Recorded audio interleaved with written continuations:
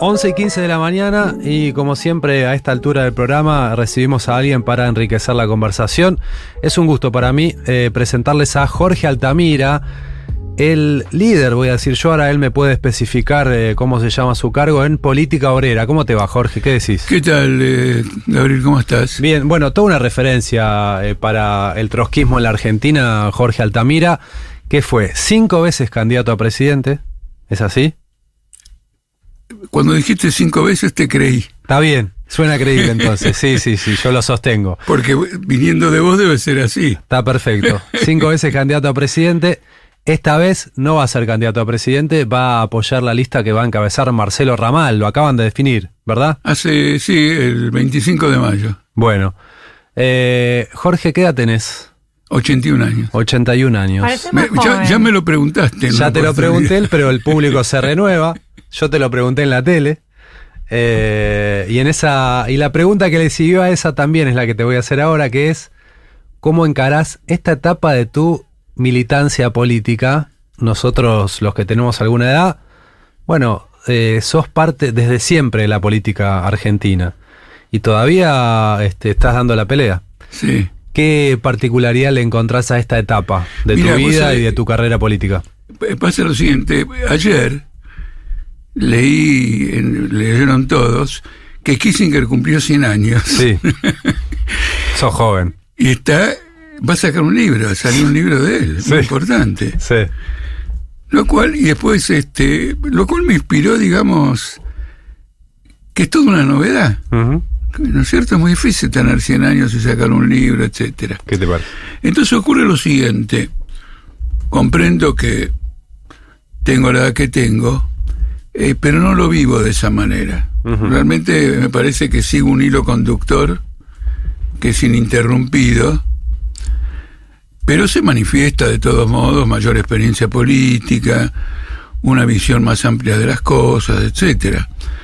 En un mundo en guerra, en crisis, etcétera, y cosas verdaderamente catastróficas, tener una visión muy amplia, especialmente para un trotskista, es fundamental. Uh-huh. ¿Vos ahora te sentís con una visión más amplia de las cosas? Bueno, indudablemente, ¿no? Tampoco debería ser una novedad, porque uno se enriquece por una actividad intelectual y se enriquece por una experiencia.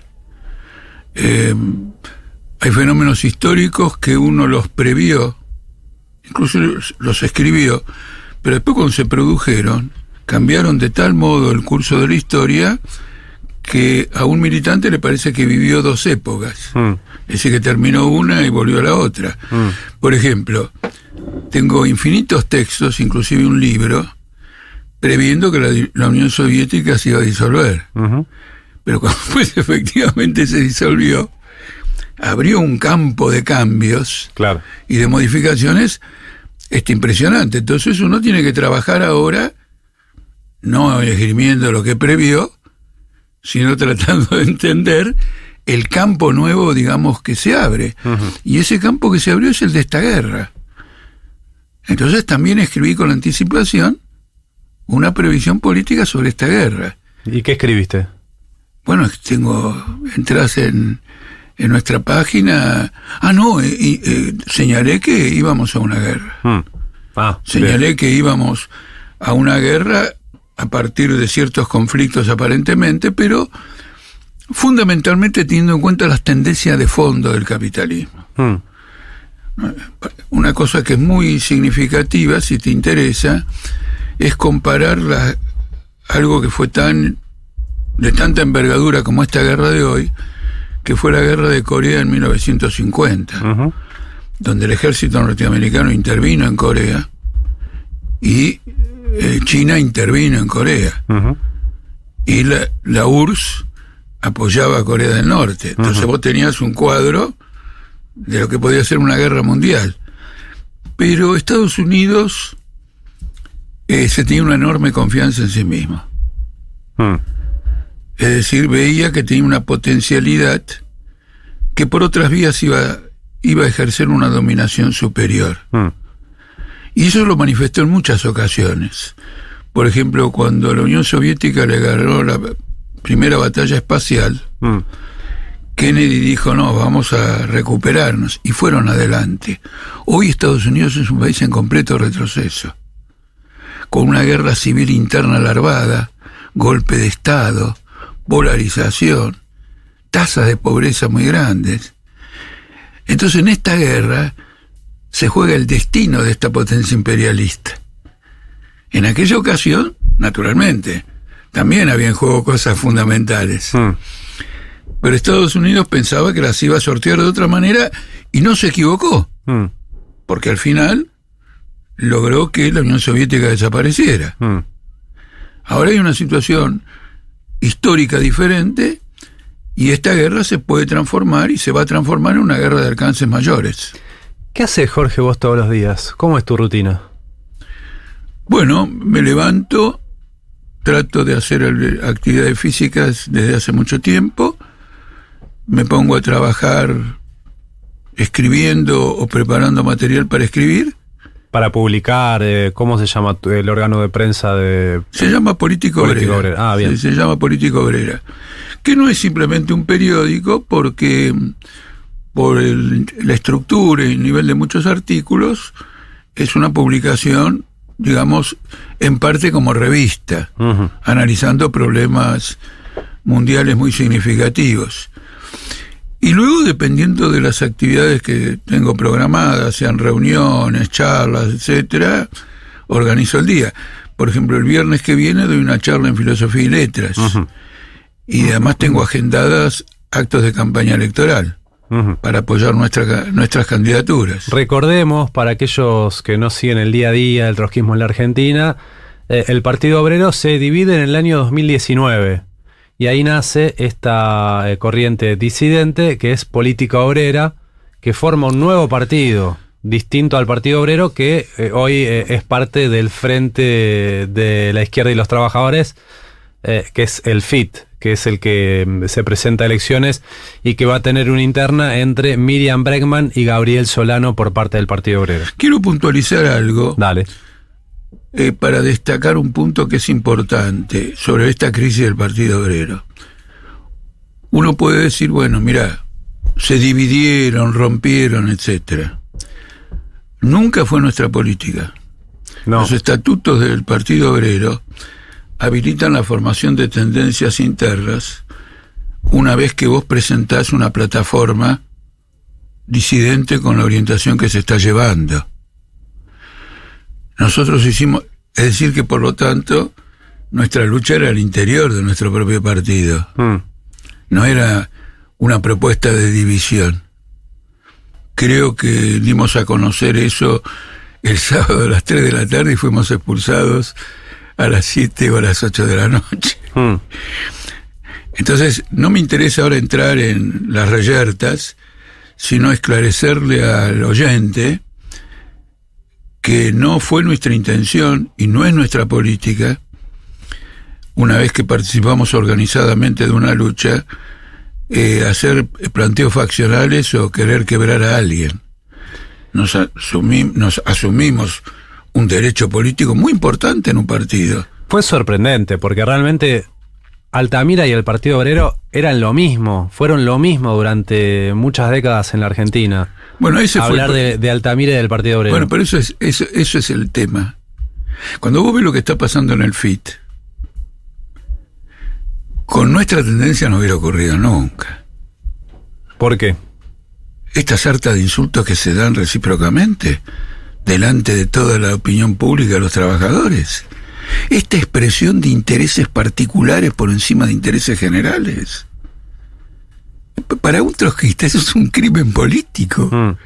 Un trotskista debe mostrar siempre que el interés general de los trabajadores es su único gran objetivo y que un partido político trotskista no tiene intereses propios. En esta pelea tenés un grupo de camarillas con intereses propios y además que se manifiesta en un momento en que todos los trabajadores tienen los ojos puestos, le guste o no le guste, porque los medios lo informan y todo lo demás, de una inminente campaña electoral, de que se va a elegir un presidente, en un cuadro de crisis fenomenal. Eso le da a la elección una estatura mayor, digamos, una problemática mayor, Y vos tenés, si vos mirás las redes sociales, es peor que la grosería. Eso nunca hubiera ocurrido con nosotros.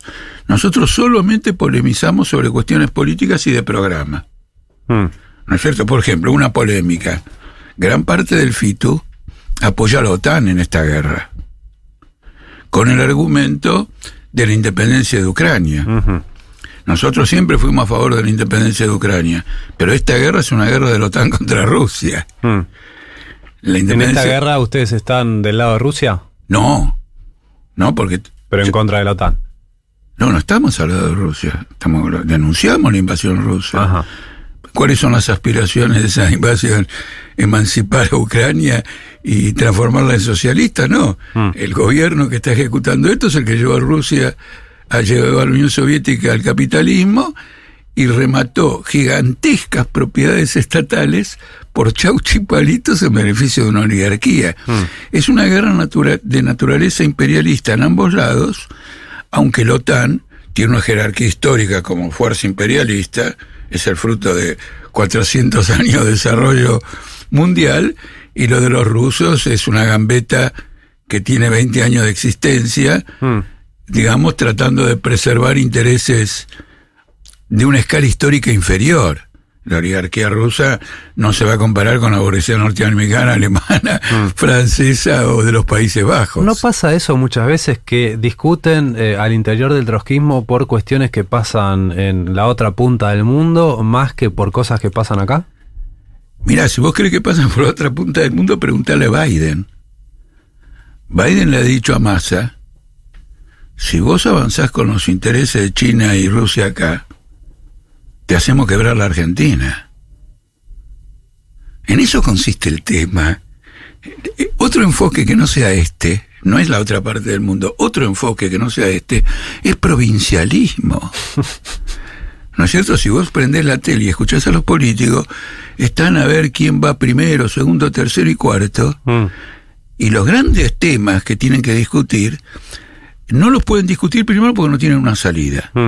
Es una cosa muy interesante. A veces la gente dice: che, qué torpe, qué mediocre el tipo que habla de estos temas. No, porque no puede hablar del otro, porque no puede fijar una posición. No puede definirse de un lado o del otro lado, no quiere comprometerse ni nada.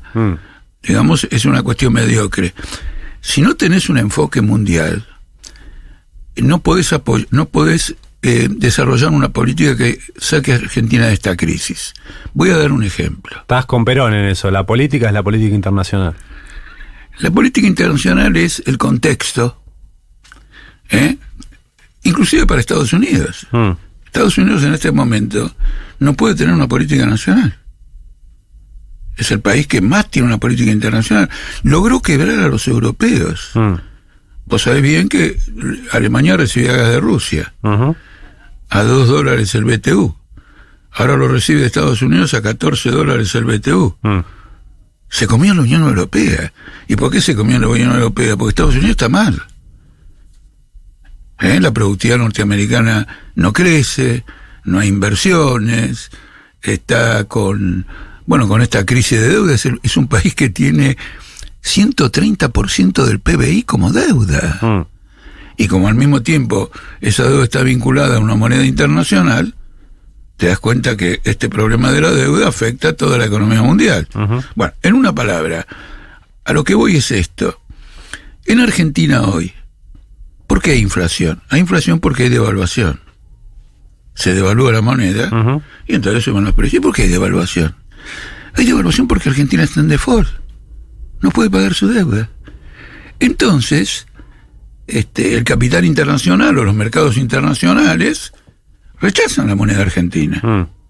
Y los argentinos, que son capitalistas, se dan cuenta que la rechazan y la convierten masivamente en dólares. ¿Alguien está hablando de esta deuda? Cristina Kirchner, el otro día en el discurso en que atacó el FMI, dijo lo siguiente, a ver si logro transmitirlo bien. Con esta política del FMI, nunca vamos a poder pagarle la deuda. Sí, dijo eso. Dijo eso. ¿Entendés cuál es la crítica? Che, FMI, si yo hago lo que vos haces, no te voy a poder pagar. Es decir, la línea es pagar. No se puede pagar más esta deuda. Esta deuda es de 550.000 millones de dólares. ¿Y pero qué haces? Decís, no la pago. ¿Y qué consecuencias te trae eso? Bueno, va a tener consecuencias positivas dependiendo del gobierno que lo haga. Porque no es cuestión de agarrar y decir no lo hago, sino de que haya una población consciente de eso, de que hay que defenderlo, e inmediatamente una política económica que aproveche que esa deuda no se paga para llevar los recursos en cualquier otra dirección. ¿Está claro o no? Además, esta política de la deuda es una política que te condiciona en el siguiente sentido. Mira, se atribuye la inflación argentina al déficit fiscal, ¿no es cierto? Las exenciones impositivas y los subsidios a las grandes empresas son el 10% del PBI y el 30% del presupuesto. Vos no se la podés sacar porque el FMI dice que por ahí no es que hay que cortar. Hay que cortar por los jubilados. Hay que cortar por los planes sociales. Es decir, vos tenés un paquete con la deuda, un paquete político, que te va llevando al empobrecimiento. Ya probaste con esto que Argentina se fue al 50% de pobreza. ¿Qué crees que va a ocurrir ahora cuando gane quien gane? Cuando devalúen. Es muy significativo. Otra cosa más, discúlpame que te quiero insistir en un punto. Argentina no necesita una devaluación. Porque desde hace un tiempo, la relación de intercambio con el exterior favorece a la Argentina. ¿Y entonces por qué vamos a devaluar? Porque devaluar es la única forma de provocar algún ingreso de capital extranjero para pagar la deuda. Es decir, Argentina va a devaluar no en función de sus propios intereses comerciales, es decir, que coloque una exportación a un precio que los demás lo quieran comprar, en eso no hay problema, sino que va a devaluar para satisfacer los intereses de una minoría de grupos financieros. Y la devaluación va a significar una caída gigantesca en el nivel de vida de los trabajadores, que ya está muy caída. Jorge, ¿cómo te imaginas me imagino por lo que estás diciendo que la postura del Frente de Izquierda es no pagarle al Fondo Monetario ni a ningún otro acreedor? ¿Cuál es la postura del Frente de Izquierda? No sé. Política obrera. Postura. No, es muy importante porque nosotros vamos con todo lo que dije de lo que no haríamos en ese... vamos con una postura completamente diferente. Sí, y con respecto al FMI, que es no pagar... No, te explico. Yo vine caminando. Si vos miras los afiches, hay afiches que dicen que la deuda la paguen los grandes empresarios. O sea, pagarla. Son los afiches del FITU. Ok. Por lo tanto, son partidarios de que se pague la deuda. Solo que la paguen los grandes empresarios. Un círculo particular. No sé qué quiere decir eso. No. Acá es una deuda confiscatoria.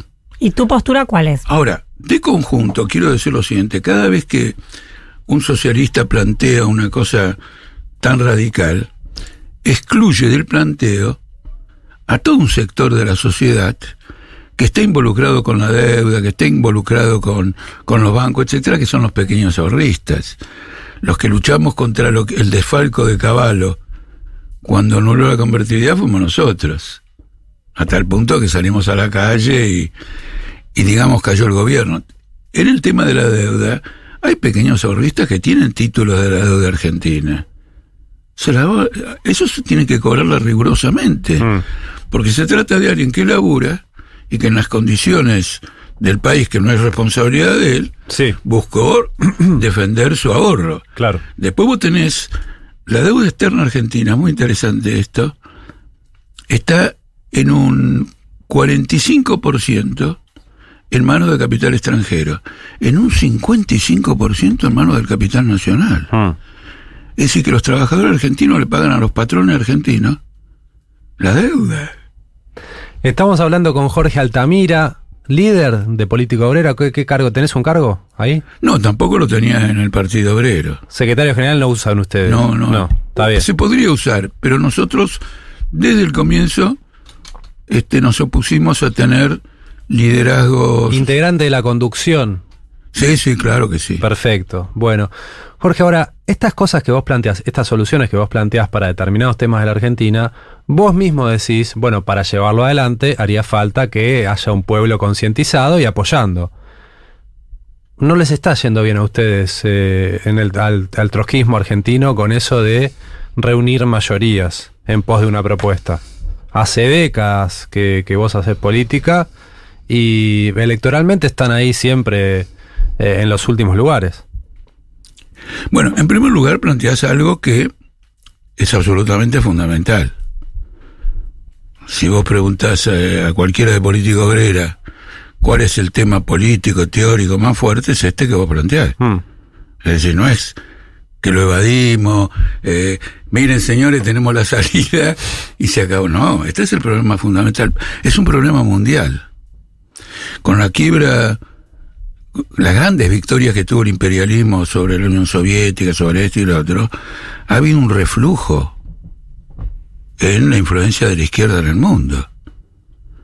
Y la clase obrera ha tenido también un reflujo. ¿En qué se manifiesta?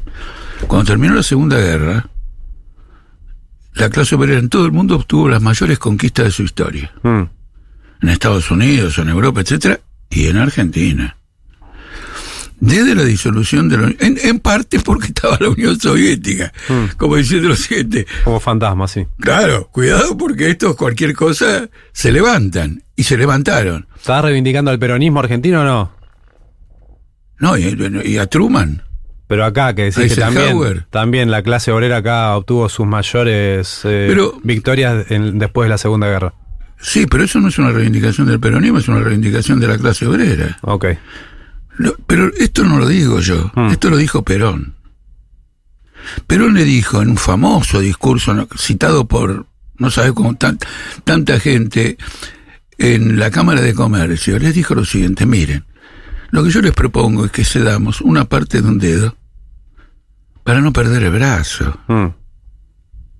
Entonces no es que Perón les dio. Los que venían por el brazo los trató de contener con el dedo. Esto es fundamental y no duró mucho. El primer plan de productividad, de ajuste y todo lo demás fue el Congreso de la Productividad de 1951 de Perón. El tema es que si no tienen ni siquiera el dedo, la batalla por el dedo termina siendo válida. Lo que quiero decirte es esto. Hay un problema que no se discute nunca, porque si vos mirás los diarios, los libros y todo lo demás, siempre se habla sobre las clases superiores. Sobre las clases inferiores no. ¿Qué pasa ahí adentro? ¿Qué discuten? En las fábricas hay un hervidero. Hay insalubridad, hay protestas todo el tiempo, choque con los capataz. ¿Vos escuchás eso? Hay toda una problemática. La clase obrera discute mucho su propio camino y no lo encuentra. Pero ustedes no lo representan eso. No logran representarlo. No se trata solo de que representemos. Nosotros tampoco pretendemos representarla. Nosotros no queremos ser los delegados representativos de la clase obrera. Nosotros queremos que la clase obrera gobierne. Desde las fábricas, desde las universidades, los colegios, etcétera. Nosotros queremos un gobierno colectivo de la clase obrera.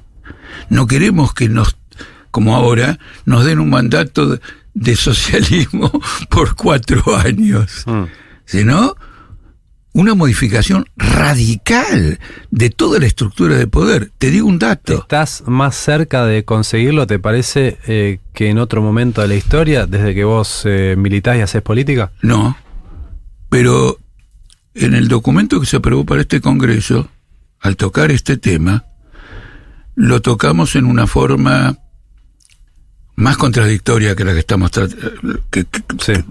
como vos lo planteaste recién.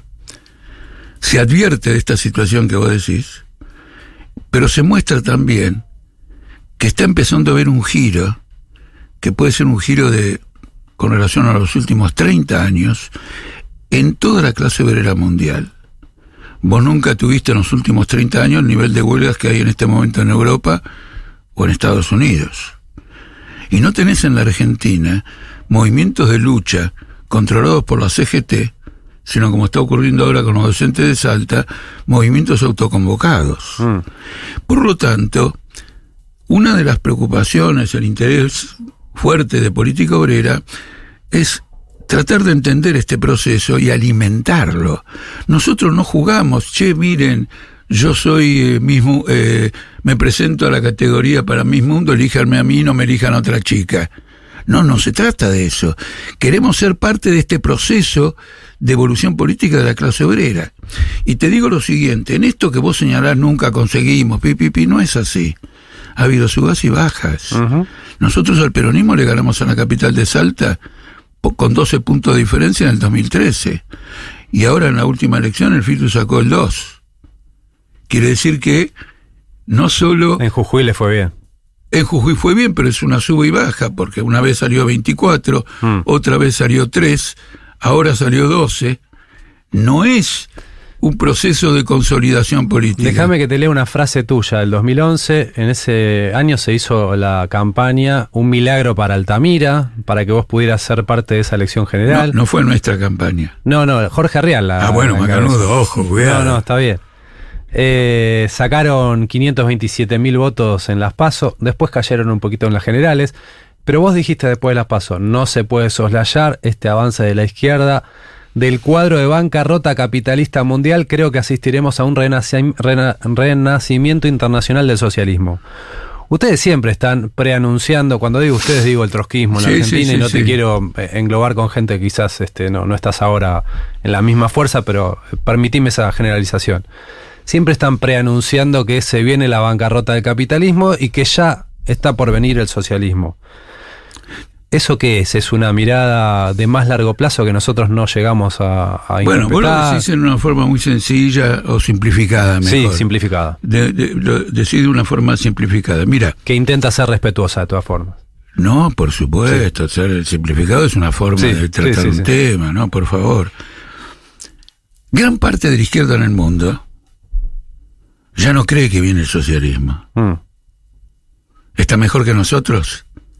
Se ha entregado. En el diagnóstico. Ok. Se ha entregado. Es decir, acá hay una disputa política en este análisis. Cuando vos ves que el sistema dominante cruje, y no es que decimos que viene una bancarrota, en el 2007-2008 vino una bancarrota. Vino una bancarrota que en Estados Unidos pensaron que era la disolución del mercado financiero. Y lo arreglan con más capitalismo. Lo arreglan con más capitalismo, como dice el Financial Times esta semana, con 160 billones de dólares que son activos financieros sin respaldo y que por lo tanto están aplicados a prestatarios que no lo van a devolver. ¿Se entiende? Es decir, crece la bola. Sí. Por ejemplo, ahora Estados Unidos tiene un tope de deuda de 31 billones. Como se está acercando, lo va a ampliar. Y se va a ir a un tope de deuda de 40 billones. ¿No es cierto? Cualquier analista, no trotskista, BlackRock, cualquiera, esto es una bomba. Yo no conozco análisis más próximos al nuestro que los del Financial Times y los del Wall Street Journal. Entonces digo lo siguiente, acá está el capital financiero con esta opinión. Sí. Y acá estamos nosotros con esta opinión. Y en el medio están los charlatanes. Ahora, el hecho de que vos tengas una posición minoritaria no descalifica tu análisis, porque eso está comprobado en los hechos. Ahora quebraron una cantidad de bancos regionales. El segundo más importante banco suizo, un banco internacional, ha quebrado, despedido a toda la gente. Amazon despide gente todo el tiempo. ¿Pero qué te hace pensar que viene el socialismo? No, que viene el socialismo no, porque incluso en las mejores condiciones, con las masas en la calle y el capitalismo en bancarrota, todavía hay que tener una política correcta para que triunfe el socialismo. ¡Ojo! No va a venir, no es el maná que le tiraba no sé quién a los judíos en el desierto. No, incluso cuando todo parece vibrar, todavía hay que ejecutar la tarea.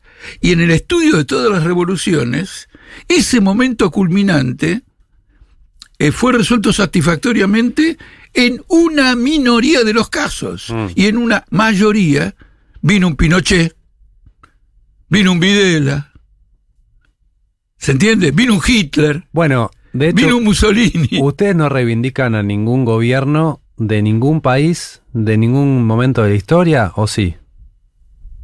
Sí, nosotros la primera etapa de la Unión Soviética. Sí, reivindicamos la revolución. Claro, reivindicamos la revolución obrera, es decir, es una experiencia... ¿Y después, en algún momento, en algún país, algún gobierno? No, ocurre lo siguiente. No es tan estrecho. Te voy a dar un ejemplo concreto. En determinado momento, el presidente Cárdenas en México, en una reunión con los grupos petroleros que dominaban, se puso de pie y le dijo: se retiran, el petróleo queda nacionalizado. Lo reivindicamos. No es socialismo, pero todo lo que es un paso progresista, todo lo que es un avance, etcétera, bueno, hay que reivindicar. Es decir, ¿se entiende o no? Hay que reivindicarlo. La historia no es en la época en que vos vivís. La historia es una humanidad que pasan generaciones, van dejando un legado, ¿no es cierto? Por ejemplo, los que hicieron la Revolución Cubana entraron a La Habana con un planteo que era restituir la Constitución de 1940 que había sido anulada por Batista. ¿Te parece que es un programa socialista? No, no tenía un programa socialista, pero bueno, después hay que jugar cómo gobernaron. No importa, porque en ese momento nosotros apoyamos la Revolución Cubana, porque era el levantamiento de un pueblo que abatía una dictadura. Entonces, nosotros, si somos serios, manejamos todos los matices. Y si a veces no lo manejamos, reflexionamos y, tratando de corregirnos lo más rápidamente posible, entramos a manejar. ¿Pero es realizable el programa que ustedes proponen, dado que nunca se realizó, o es simplemente un norte hacia dónde avanzar? Como perspectiva histórica, el socialismo se puede desarrollar, y solamente se va a desarrollar si abarca a los países desarrollados. Porque son los países que han desarrollado más potentemente la cultura, la producción, la masificación de los trabajadores. Son los países que tienen monopolios capitalistas muy pequeños en número, pero muy poderosos económicamente. Es decir, donde la clase obrera es la mayoría de la población. En cambio, hay otros países con campesinos, con poco desarrollo capitalista, que sufren crisis inmensas, tratan de dar un salto histórico, pero lo hacen desde una base muy floja. Para dar un caso concreto, la misma Revolución de Octubre en Rusia, había 1 millón de obreros entre 130 millones de personas. Fue una conjunción de 1 millón de obreros conscientes con la inmensa masa de los campesinos. Ahora, después, al gobernar, tienen que tener en cuenta a los campesinos. Ahora, el socialismo no se construye sobre la base de la pequeña propiedad campesina. Se construye sobre la base de la gran propiedad para centralizar, para planificar, etcétera. ¿Y qué sentido le encontrás a participar de elecciones acá en la Argentina? ¿Para qué van a elecciones? Bueno, es el campo preferido en este sistema político para la polémica con tus rivales de cara a las masas. Ajá, o sea que vas a elecciones para que queden claras tus posiciones, para difundirlas, no para ganar. No, ¿por qué no para ganar? Porque, por ejemplo, meter diputados en el Parlamento, senadores, concejales, etcétera, es el episodio de la elección, convertirlo en permanente durante 4 años. Yo, cuando fui legislador, sí, ¿no es cierto?, hice un trabajo de labor socialista intensísimo. Y en la última sesión tuve la suerte, si se puede decir así, de que el diputado de la UCD pidió la palabra especial, como era la última sesión, etcétera, para denunciarme por haber desarrollado un trabajo subversivo dentro de la legislatura sistemáticamente durante 4 años. Al lado mío había una diputada peronista. Me dice: Jorge, ¿le vas a contestar? Nunca. Este es el despido más lindo. Yo vine a eso, en esta institución, desbaratar los análisis de ellos. Mira, yo he ganado votaciones en que, cuando se plantearon al comienzo de la sesión, era 1 contra 60. Y a la 1 de la mañana se aprobó por unanimidad. no tengo el tiempo ahora en esta entrevista para contártelo otro día.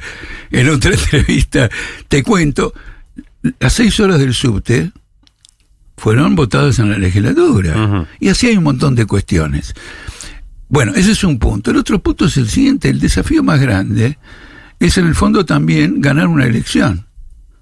Porque finalmente, si vos haces una revolución, la sola revolución destruye el aparato existente y construye un nuevo aparato. Y vos trabajás en un nuevo aparato. Si vos haces una elección y ganaste la elección en el aparato existente. Esto explica que en nuestra plataforma electoral le digamos a los ciudadanos y a las ciudadanas que si nos votan a nosotros y nosotros ganamos, nosotros convocamos inmediatamente una asamblea constituyente libre y soberana para discutir el salario mínimo, para discutir la situación jubilatoria y la situación de la deuda, y tomar decisiones constitucionales de aplicación inmediata. Por eso es libre y soberana. Es decir, que funcione como poder político. Resolviendo la contradicción de que una fuerza revolucionaria ha sido votada a la cabeza del Estado existente, con el cual ella tiene un choque. Es una problemática permanente. Pero quiero terminar o concluir con esto. Estamos cerrando, sí. Sí, pero con el tema de la clase obrera. Es la clase obrera misma y su dirección a la que enfrentan un problema. Hoy, la mayor parte de la izquierda mundial apoya a la OTAN. ¿Dónde tiene la clase obrera una guía en esa izquierda? No la tiene. Está tratando de... Ucrania se transformó ya en un peón completo de la OTAN. Tiene un ejército totalmente manejado, etcétera, etcétera. ¿Cómo se puede apoyar a la OTAN, que oprime a todos los pueblos del mundo, que es un bloque militar brutal, etcétera, etcétera? ¿Por qué? Porque dijeron, no, el socialismo, no sé, hay dificultades. Nosotros seguimos pensando que la clase obrera, a través de sus luchas, su comprensión, en un proceso que ha sido mucho más duro y cruel de lo que hubiéramos imaginado, va a arribar a las conclusiones necesarias para poner en marcha una nueva sociedad que termine con estas masacres, con estas violencias, con estas guerras, con este sufrimiento, con esta pobreza. Fue Jorge Altamira. Muchísimas gracias, Jorge, por haber estado. Gracias a los dos, Florencia y Gabriel. Gracias.